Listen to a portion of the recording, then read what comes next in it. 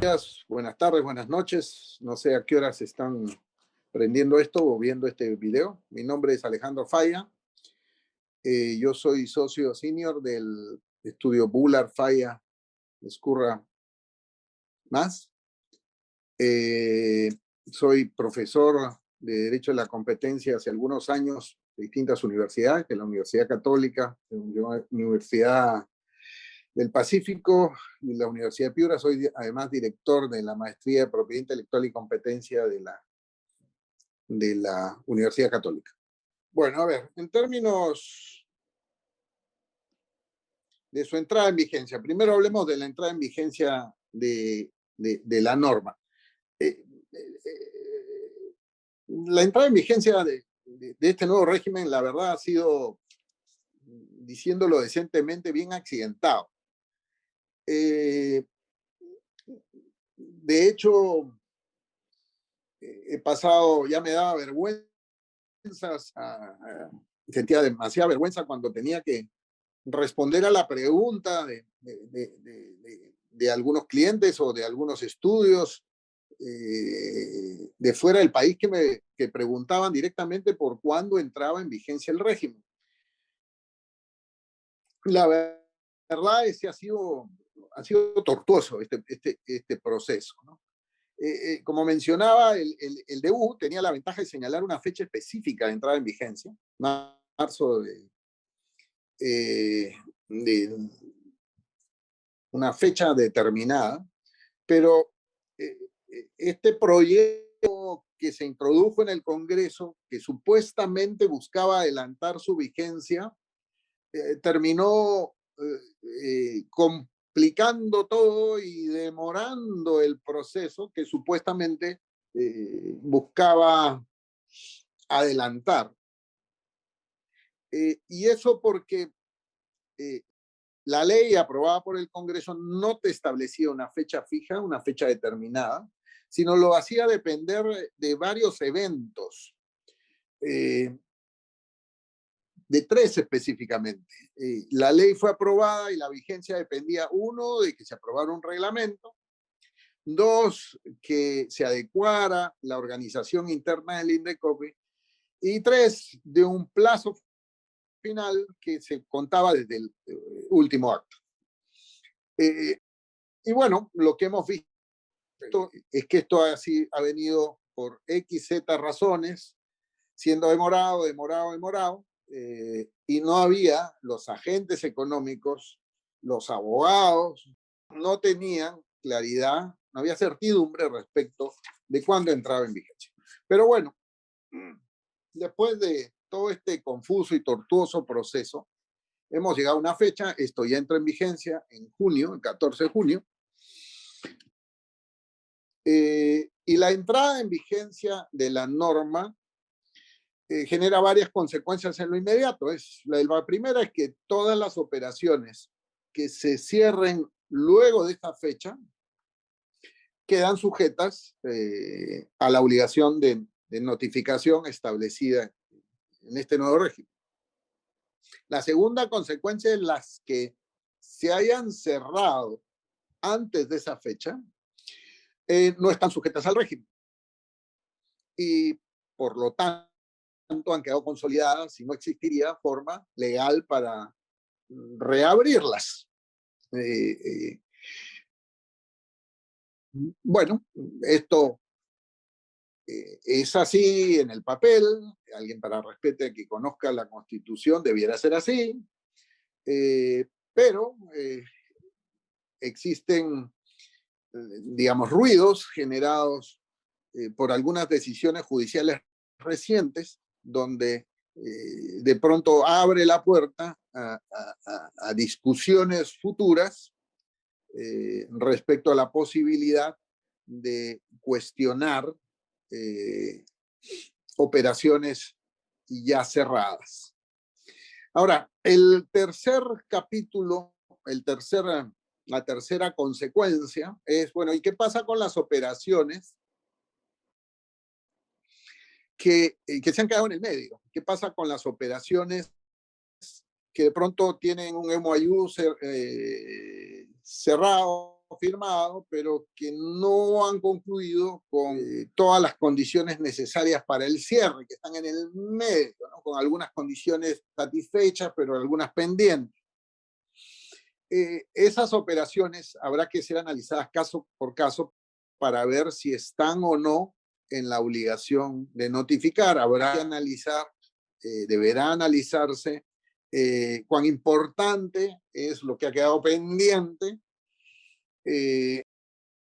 cuánto del control efectivo ya ha sido transferido antes de la entrada en vigencia de este nuevo régimen para determinar si estarán o no sujetos a alguna obligación de notificación.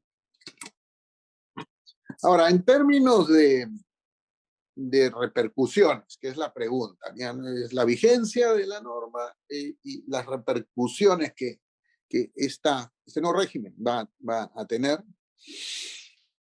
A ver,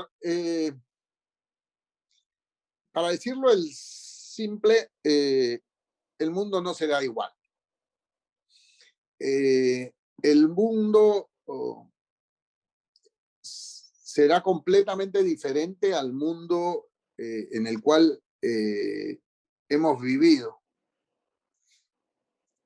en materia de este tipo de operaciones. Pasamos de un mundo donde puedo hacer todo casi sin pedir permiso a un mundo donde el permiso es indispensable. Y este mundo cambia no solo para las empresas grandes, para decirlo en simple, para empresas que tengan ingresos por sobre los umbrales, sin duda cambia para este grupo de empresas que se estén involucradas en estas operaciones, pero yo diría que cambia para todas las empresas. Porque hoy día este régimen resulta aplicable incluso a una pequeña startup, a una pequeña empresa que acaba de entrar al mercado, que de pronto no tiene ingresos o cero ingresos o muy bajitos, que están por debajo de los umbrales. Bueno, resulta que este régimen también les es aplicable a estas empresas, si es que de pronto son objetos de una compra por una empresa grande, ¿no? Antes de pronto las startups soñaban que les tocara la puerta a una gran empresa, se les apareció la Virgen María a ofrecerles comprarle la empresa y eso era maravilloso para ellos. Y antes esas operaciones se podrían realizar sin pedir permiso, pero resulta que ahora hay este régimen de control que de pronto les es aplicable porque Indecopi tiene la facultad de revisar de oficio incluso operaciones que están por debajo de los umbrales. Este ejemplo grafica cómo este cambio afecta no solo a las grandes, sino en general a todas las empresas. Ahora, ¿cómo les afecta? ¿Cuáles son las repercusiones o implicancias de este nuevo régimen? El efecto inmediato es en la dinámica, forma, contenido de estas operaciones. Digamos, mis amigos que están en el negocio de las operaciones son los que van a empezar a sufrir este régimen. Antes han vivido libres de este tipo de controles, ¿no? Antes podían cerrar una operación sin esperar, sin estar sometidos a la necesidad de pedir este permiso. De pronto requerían algunos otros, pero este no.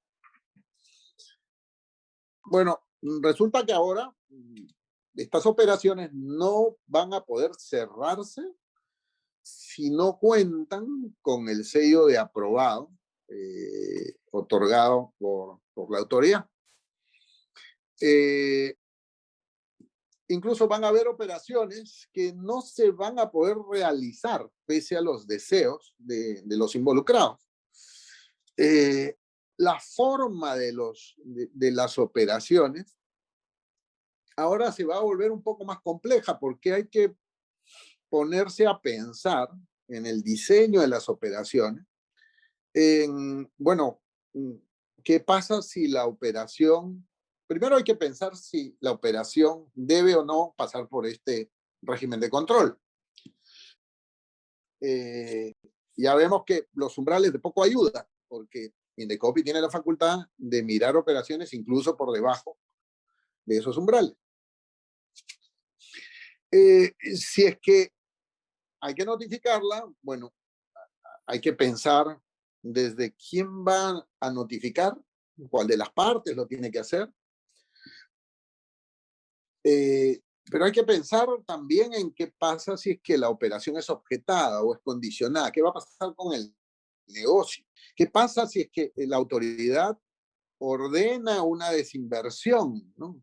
¿Qué pasa con el negocio? Los términos iniciales de precio se van a mantener, cómo van a ser ajustados, el negocio va a seguir adelante o simplemente las partes van a decidir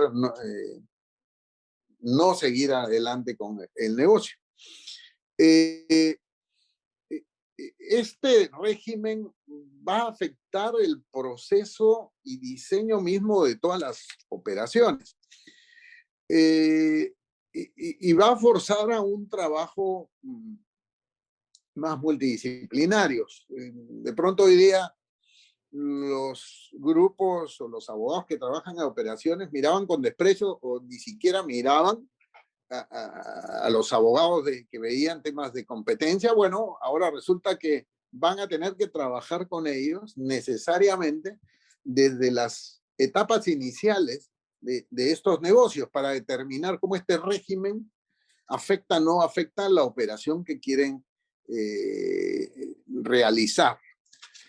Yo creo que esa es la primera implicación que se deriva de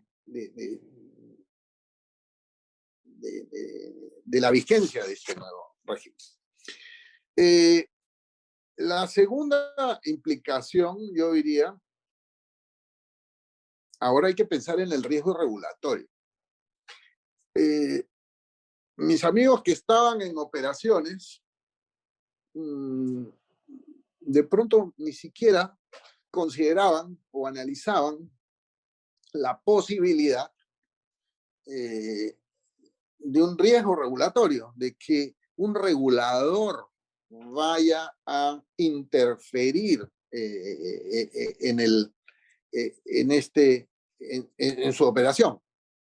De pronto sí lo hacían cuando estábamos hablando de operaciones que requerían algún permiso por parte de alguna autoridad, la SBS, el Ministerio de Transportes y Comunicaciones, cuando estábamos hablando de industrias sujetas a supervisión o control. Pero incluso en esos casos no tenían que preocuparse del impacto de la operación en el mercado. Y no tenían que preocuparse de que una autoridad les pudiera objetar, basado en el impacto de la operación, la continuidad de la operación misma o la existencia de la operación misma.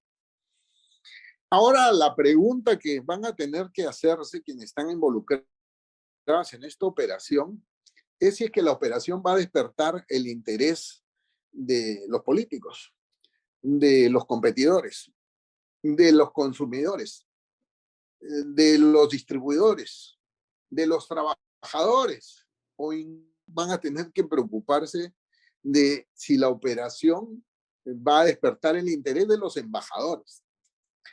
Y es que las operaciones generan impactos de distinto tipo, pero antes esos intereses potencialmente afectados no tenían una forma de canalizarse. Y ahora ese tipo de intereses afectados podrían objetar las operaciones y presentarse y actuar en el proceso que va a ser administrado por Indecopi. Y la siguiente pregunta que ahora van a tener que empezar a hacerse, que antes no la hacían y ahora sí, es Bueno, ¿cuánto riesgo existe de que la decisión del regulador de Indecopi se vea influenciado por estas objeciones de los competidores, de los clientes, de los trabajadores o de los políticos? Cuán blindada está la autoridad para dejar de lado ese tipo de presiones que van a existir y centrar, cuán blindada está la autoridad para centrar todo su análisis simplemente en el efecto que la operación va a tener en el mercado. ¿Quién decide? ¿Quién va a tomar la decisión de aprueba o desaprueba? Resulta que ahora es relevante. Antes ese factor no existía sobre la mesa de quienes estaban en este tipo de operaciones. Esta es una segunda implicancia importante de este régimen. La otra repercusión que va a tener este régimen es en la autoridad, en Indecopi. Indecopi, el Indecopi que de pronto la mayoría conoce es un Indecopi con un garrote que persigue a delincuentes, que persigue a empresas que han desarrollado conductas que están prohibidas, que han estado involucrados en un cártel, en una conducta de abuso, de posición de dominio. Ese Indecopi genera una dinámica bien adversarial. Él es el policía que enfrenta a los malos para caricaturizar un poquito el rol, ¿no? Bueno, este régimen debiera cambiar el approach de Indecopi, porque en esta área Indecopi no tiene al frente empresas que son sospechosas de haber cometido una ilegalidad, no. Estas operaciones involucran a empresas que lo que quieren hacer es una inversión. No son sospechosas de nada. Y aquí tiene que cambiar y debiera cambiar la forma como Indecopi trata a las operaciones y a las empresas y a sus representantes que se acercan a recibir o a pasar por este régimen de revisión por parte de Indecopi. Los equipos debieran ser separados. Aquí se requiere una actitud más empática respecto de los sujetos que están involucrados en estas operaciones. En otros países lo que se hacen es se separan en divisiones autónomas, que creo que es lo que va a pasar en el Perú, para diferenciar los equipos, las personas mismas encargadas de un rol y otro rol, ¿no? Se requieren perfiles completamente distintos. Desde mi punto de vista, esas serían las tres principales implicaciones que va a tener el régimen que ya entró en vigencia a partir del 14 de junio. Los negocios nunca volverán a ser los mismos. Yo creo que la forma de hacerlos ha cambiado. Ahora, es verdad, este régimen existe en otros lados y es un régimen que se soporta en varias jurisdicciones. Veremos cómo nosotros nos acercamos a los estándares que suelen aplicarse en otras jurisdicciones también. ¿Qué es lo que pasa cuando se establece este régimen? Bueno, sin duda se genera una área de trabajo nueva y muy lucrativa para los estudios de abogados y algunos economistas. Los ganadores netos de este régimen, y así lo he dicho por varios años, claro, son los abogados y economistas. Son parte de los costos de transacción añadidos que generan este régimen. Si la pregunta es, oye, bueno, esto me va a desacelerar las inversiones, me va a afectar, me va... eh, yo creo que el número de operaciones que se produzcan en un mercado depende de varios factores. Eh, la existencia de un control adicional sin duda añade más costos a la operación, genera más incertidumbre. Yo creería que lo que afecta más no es tanto el régimen mismo, sino la forma cómo se maneja el régimen. Ese sí puede afectar el número de operaciones o la decisión de llevar o no llevar adelante una operación, ¿no? Si es que, eh, digamos, y esa es una pregunta de muchos clientes de pronto la pregunta clave de algunos clientes involucrados en operaciones es cómo se maneja esto. ¿Se maneja con criterio político? ¿Se maneja con criterio técnico? Eh, la decisión de aprobar o no aprobar depende de consideraciones políticas, depende de consideraciones geopolíticas. Yo creo que esas son las variables que pueden terminar afectando el clima de negocios. No tanto la existencia misma de un régimen, que para algunas transacciones globales, digamos, lo pasan en Chile, lo pasan en Colombia, lo pasan en México, bueno, lo añaden un país más en el cual tener que realizar el proceso. Eso no afecta al negocio mismo, a la decisión misma del negocio, pero lo que sí puede afectar, como mencionaba, es la preocupación por si el mecanismo funciona con criterios técnicos o es administrado con criterios políticos.